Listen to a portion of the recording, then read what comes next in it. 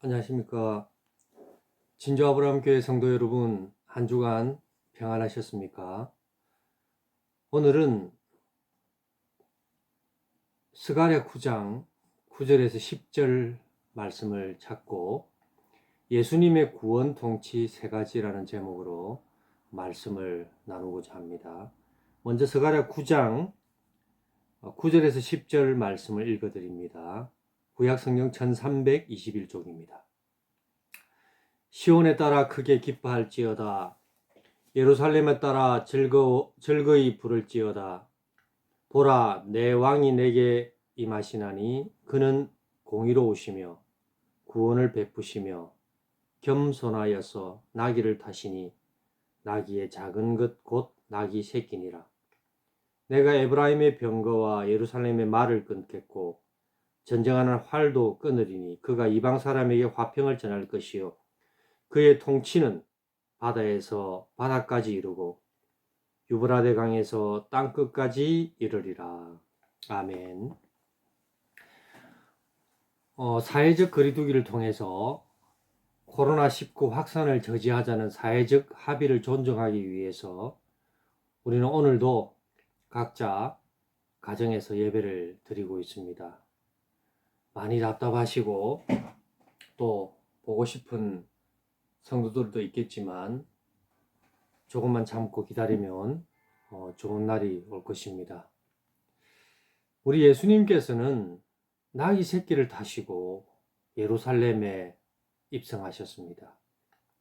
그때 예수님을 따르던 많은 무리들이 종려나무 가지를 흔들면서 예수님을 찬양했습니다. 이날을 우리는 종려주일로 지킵니다. 종려주일은 종려나무 가지를 흔들면서 기쁨으로 맞이했다고 해서 붙인 이름입니다. 종려주일을 다른 말로 호산나 주일이라고도 합니다. 그들이 호산나 호산나라고 고함치며 예수님을 맞이했기 때문입니다. 호산나는 우리말로 만세, 만세라고 풀이하면 됩니다. 하지만 만세를 부르며 기쁨으로 맞이하는 백성들과는 달리 우리 예수님은 아마도 마음속에 앞으로 닥칠 고난에 대한 그런 슬픔 혹은 우리의 죄를 구원하기 위해서 그의 사역을 완성하기 위한 책임감으로 마음이 많이 무거웠을 겁니다. 이렇게 만세 만세를 부르는 사람들이 내세운 말은 우리를 구원하소서입니다. 결국 우리 예수님께 많은 백성들이 기대하는 바는 구원이었습니다. 하지만 예수님께서 이루실 인간이 기대하는 구원은 그 차이가 컸습니다.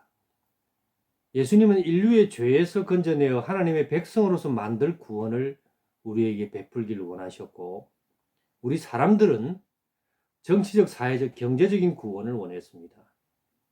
예수님은 하나님의 나라를 위한 구원을, 사람은 이 땅의 나라를 위한 구원을 원했던 것입니다.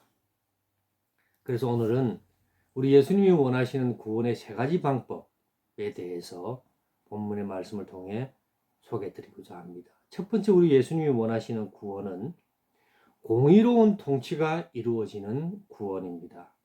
오늘 본문에 보니까 그는 공의로우시며 구원을 베푸시며 라고 스가랴 9장 9절 전반부에 말씀하고 있습니다.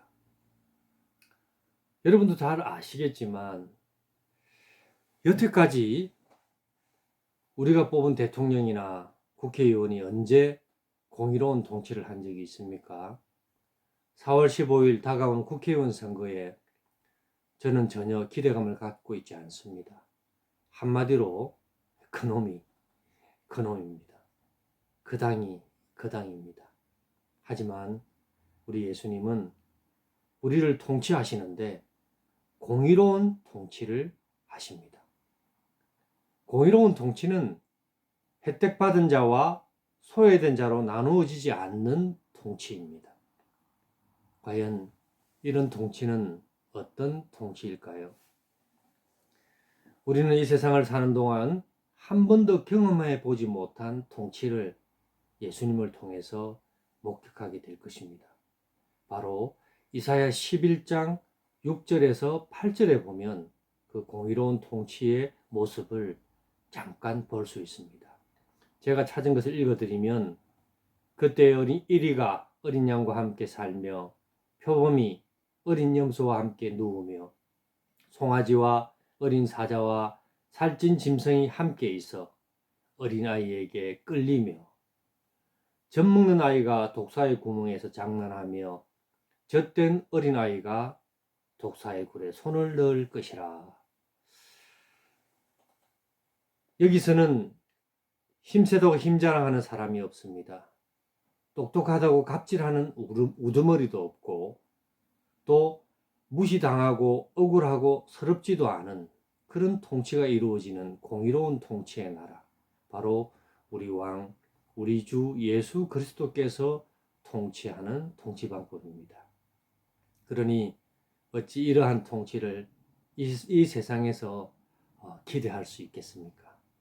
두 번째, 예수님의 통치는 화평을 이루시는 통치가 이루어지는 구원입니다. 10절에 보니까 에브라임의 병거와 예루살렘의 말을 끊겠고 전쟁하는 활도 끊으리니 그가 이방 사람에게 화평을 전할 것이요 라고 말씀하고 있습니다. 사람들의 기본 욕구 중에 복수의 욕구가 있다고 합니다. 특히 억울한 일, 서러운 일을 당한 사람일수록 복수의 욕구가 불일 듯 타오른다고 합니다. 하지만 우리 왕 예수님은 우리의 왕으로서 에브라임의 병거와 예루살렘의 말과 전쟁하는 활을 끊어버리겠다고 했습니다. 이것은 복수의 도구를 모두 제거해버리겠다라는 말입니다. 그뿐만이 아니라 복수의 대상인 원수들에게 화평을 선포하시는 그런 통치를, 구원의 통치를 우리에게 베푸십니다. 우리의 왕은 억울한 일, 서러운 일을 당한 사람들이 비록 당신의 백성이 아닐지라도 복수를 허용하지 않는, 복수 대신 용서와 화해를 도모하시는 그런 왕으로 우리를 통치하십니다.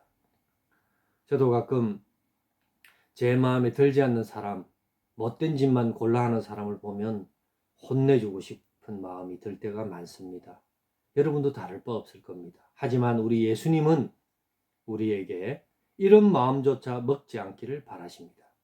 예수님은 말씀했습니다. 내 이웃을 내 몸과 같이 사랑하라. 이게 바로 하나님의 사랑하는 가장 중요한 방법입니다.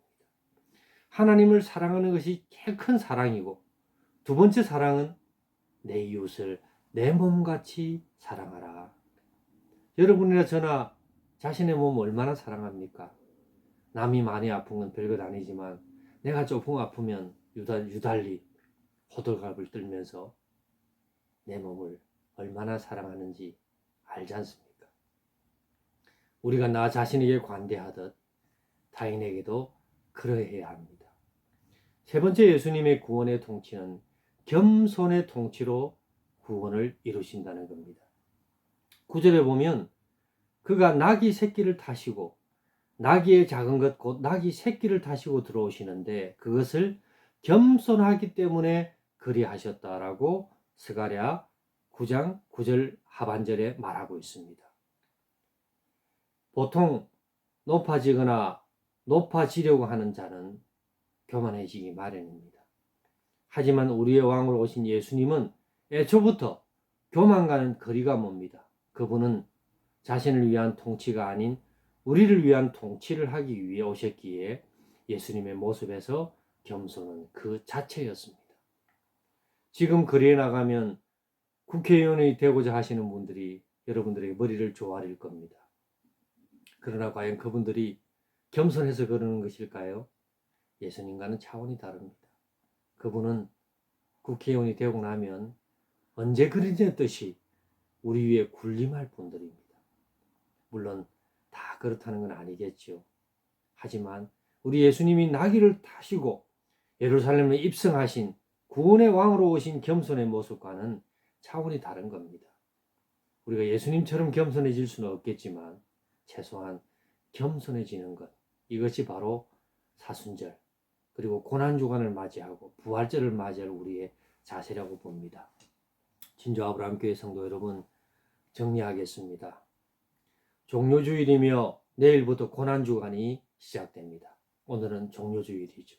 그리고 드디어 부활의 주일을 다음 주일에 맞이합니다. 과연 부활주일날 예배당에서 예배를 드릴 수 있을까 의문입니다. 우리 운영위원회와 의논해서 우리 장로님과 의논해서 결정해서 여러분들에게 다음 주일부터 예배를 드릴지 통보를 하겠습니다만 하여튼 고난이 있어야 부활이 있듯 예수님의 공의와 화평과 겸손의 통치가 이루어지는 그곳이 진정한 하나님의 나라입니다.